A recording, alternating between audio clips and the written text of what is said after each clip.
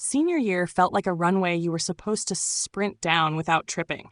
I could see everyone else striding. The valedictorians in slow motion, the athletes with practice swagger, friends trading jokes like currency.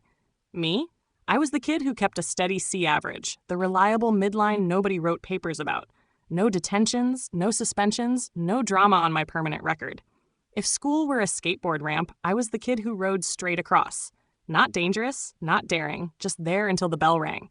That steadiness mattered. It wasn't glamorous, but it kept options open.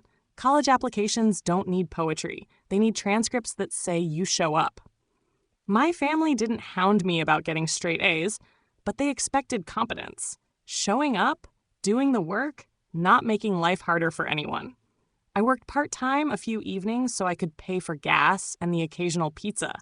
I tutored a sophomore friend through biology because explaining things out loud made the concepts stick for me. I had a future that hinged on being ordinary enough to be dependable and slightly better than forgettable. Algebra felt like a pothole on that route. Algebra was my kryptonite. Symbols slid off the page like ice, and variables never behaved. While people around me treated factoring like a party trick, I needed someone to explain, then explain again, then draw the problem on the cafeteria table if that's what it took. For some kids, a question is a minor inconvenience. For me, it was rocket science with a faulty helmet. So I asked questions. A lot of them. Not because I wanted attention, but because I needed to survive class. Mrs. Frank had been teaching at our school for over a decade. That tenure gave her a kind of institutional immunity. Parents who remembered her as the teacher who kept standards high, administrators who admired a straight line of test scores, and colleagues who deferred in meetings whenever she spoke. There were whispers that she loved control the way some people loved coffee. Hot, necessary, and indulgent. To the brass, she was the golden child. To the classroom, she was winter. She had a voice that could slice through whiteboard marker and a smile that never reached her eyes. Her classroom sat at the end of the second-floor hallway, windows facing the parking lot, and catching the afternoon sun in a way that made dust look like conspiracy. Desks were arranged in neat rows. The clock sat above the door like a quiet judge. She liked the room ordered, and she liked the students efficient. Where that order met me, she made an effort to be inventive. Her barbs were never generic. They were surgical. When I raised my hand and asked a question that, to me, felt necessary and earnest, she would respond with a line designed to do more than correct. It humiliated. "And here comes the slow boy again," she'd say, like a stage director cueing the joke. Or, "Wow, surprise, surprise, you don't understand it again." As if bewilderment were my brand. Once she asked, loud enough that everyone heard, "Really? We have to go extra slow for you today, don't we?" Her timing was precise, as if she'd rehearsed the tone of pity alongside the words. It's a strange thing to be belittled where everyone can see you and watch you smile through it. Some days the chest heat would build until I felt like I was about to float away, the oxygen of embarrassment pushing at my ribs. Sometimes my voice would come out thin and quick when I tried to answer, and I could see in the corners of classmates' faces that they were leaning forward, not in sympathy, but because the scent of something dramatic drew curiosity. Other times my friends would deflect, making a joke, or my peers would stay quiet because nothing kills a classroom faster than a teacher's public dissection of a student. It wasn't just the lines she used, it was how she made it routine. People forget that cruelty is harder to bear when it becomes the steady state of a place you have to inhabit for 7 periods a day. I didn't flinch the first time. I flinched the 100th, then the 1000th. After a while, the tiny degradations added up like interest on a loan, slow, relentless, and growing until you owe a lot more than you ever borrowed. I did what you're supposed to do. I went to the administration. I filed complaints in the language the school understood, measured descriptions, timestamps, the exact phrases she used when I could remember them. I asked for a teacher observation. The principal, who had the sort of calm that makes you hope he's actually competent, promised he would send someone to observe. The first observation came and went. For one day, Mrs. Frank transformed. She was cordial, crisp, the picture of professionalism. She taught from her lesson plan, gave encouraging nods, and answered questions in ways that made the observer smile. She wore a different tone that day, softer, the kind used during parent conferences. Then the next day, she was back to the old playbook, as if nothing had happened. The administration's checks felt like theater, symbolic gestures that didn't change the script. They were willing to send an observer, to take notes, to make promises. They were not willing to believe the pattern was malicious because the pattern threatened someone they'd long trusted. That refusal to look beyond the polished surface stung on its own. It was a homework assignment in institutional blind spots. How much of a person's cruelty can be explained away by tenure and test scores before someone decides it's easier to ignore it? My classmates treated me differently after I started mentioning it. Some pitied me in quick, awkward ways. Others called me dramatic. There were a couple of friends who offered support, whispering that what she said made them uncomfortable too, but admitting they were terrified to speak up.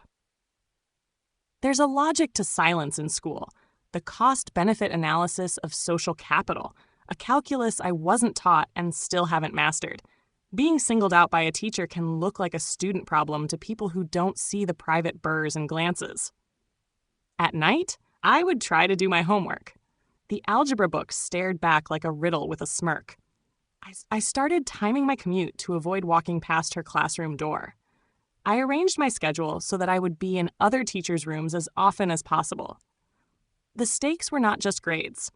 Though failing algebra would be a practical problem for graduation requirements, they were also dignity and mental bandwidth. Each day, I carried a little more weight to school. Not just textbooks, but the memory of small public humiliations stacked one on another, and the exhaustion of being expected to be grateful for the same people who wore the cloak of authority like armor. What I couldn't reconcile was motive. I had never been trouble. I'd never once cracked a detention slip. I was steady, predictable, and in many ways, a dependable presence in the halls. That made the attacks feel arbitrary, like being targeted for a feature you can't change. Why me? Why that decade-long teacher who everyone else called brilliant and fair, and who apparently could do no wrong in the eyes of the administrators? The not knowing is worse than knowing. It leaves you circling the reasons, inventing possibilities that make you feel smaller. So I kept asking, because despite everything I had to ask, I kept walking into that sunlit, dust-moted room, because senior year was a march you couldn't skip. Each question was a little act of bravery and a little invitation for ridicule. And each time she answered with another barb, it felt less like correction and more like a pressure test on my willingness to stay. That was the world as it stood for the first half of the year. A steady student, an impenetrable teacher with a repertoire of small cruelties, and an administration that preferred the version of reality with fewer awkward consequences. It mattered because by the time graduation footprints began to appear in the school hallways, I realized this wasn't a single incident. It was a pattern that could follow me beyond the walls of the algebra classroom. Grades mattered, yes, but so did identity. I was starting to resent the idea that I might leave high school with a transcript intact, but my confidence dented. I had no idea at that point how the situation would resolve.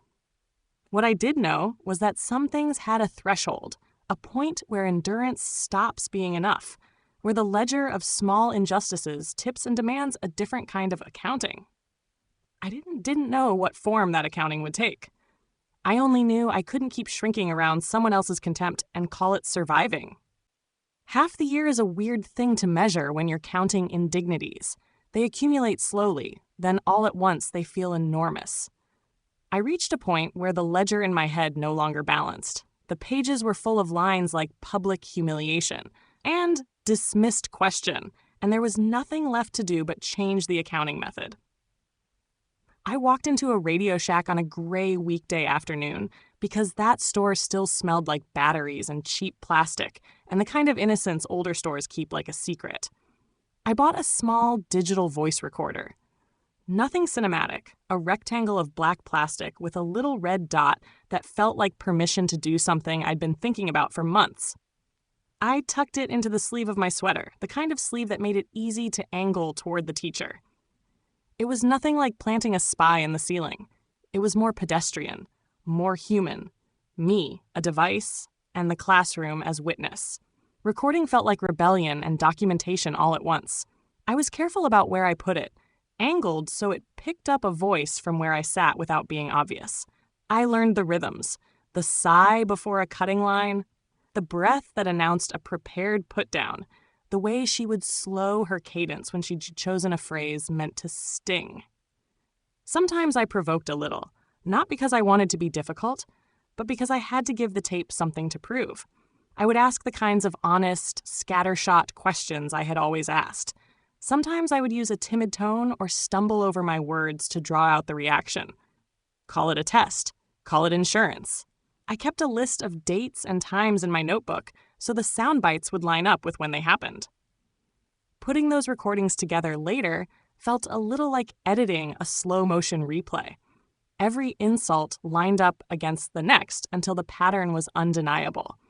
I cut it into a sequence where her voice shifted from condescension into outright ridicule, where a single sarcastic cadence recurred again and again like a motif in a tragic song. The more I listened, the more the tape stopped feeling like proof and started feeling like a litany. It was not one bad day. It was a habit carved into habit. The day that finally tipped me over was late in the year, when graduation posters smelled faintly of marker and everyone's schedules started to breathe differently. I raised my hand in class, a normal thing, nothing theatrical.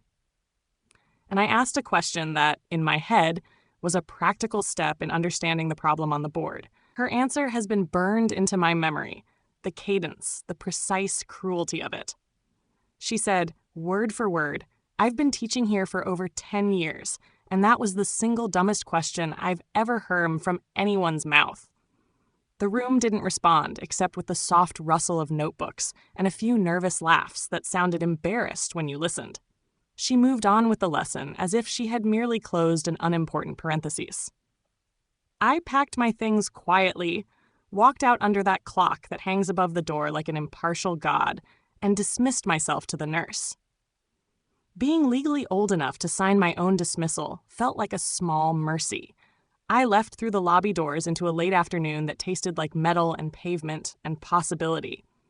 At home, I did something I had not allowed myself to imagine before I owned the recorder. I compiled. I took all the little clips, the casual cruelties, the extravagant ones, the ways she used a classroom as a theater for making someone else small, and I arranged them into one continuous chain. I didn't splice for theatrics. I edited for clarity, cut out the background noise, leveled the volume so you could hear the pattern, the cadence, the repeat offense. It was not glamorous. It was a tidy, undeniable document. Walking back into the school the next day felt like walking toward a jury. I carried the recorder like evidence in a case you hope will have a decisive verdict. The principal met me with a face that was more careful calm than it had any right to be. He listened to 2 clips in his office, and then he stopped me. He said he wanted more witnesses present and that Mrs. Frank should attend. He scheduled a meeting for the following morning. That moment, when the principal closed his office door and said the words I'd been waiting for, felt like gravity rearranging itself. The meeting room was the kind of institutional space designed to make anything feel formal. A long oval table, faded leather chairs, a pot of coffee that had seen better days, the soft hum of fluorescent lights. There were board directors whose faces suggested the habit of looking puzzled at inconvenient information, the local school police officer in a Navy uniform, the principal and vice principal, and, sitting there with the kind of composure varnished by years of routine, Mrs. Frank. She was quiet at first, the same cool professional mask she wore whenever observers came in. My recorder sat on the table between us, like a small, honest thing. I pressed play. Hearing it out loud was different than in my headphones. In the room, the voice sounded bigger, warmer, and crueler in a way that made the air taste strange. The tape was not a montage of out-of-context lines. It was a through line. It started with impatience, rolled into open humiliation, then circled into gleeful derision. There were snippets of her saying things she'd never have allowed herself to say to a parent in a conference room. Each bite count of ridicule landed in the room, and I watched the faces around me change. A board director who had been leaning back, checking a watch, straightened up. The police officer, who was there as a precaution not because anyone expected physical danger, but because systems feel safer when someone in uniform is present, folded his hands and listened. The principal's jaw tightened.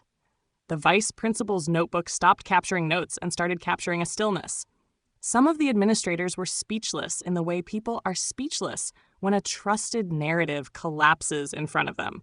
Mouths hung open, not because they couldn't process sound, but because a truth had arrived that was simpler and harder than the explanations they'd favored. And I watched Mrs. Frank.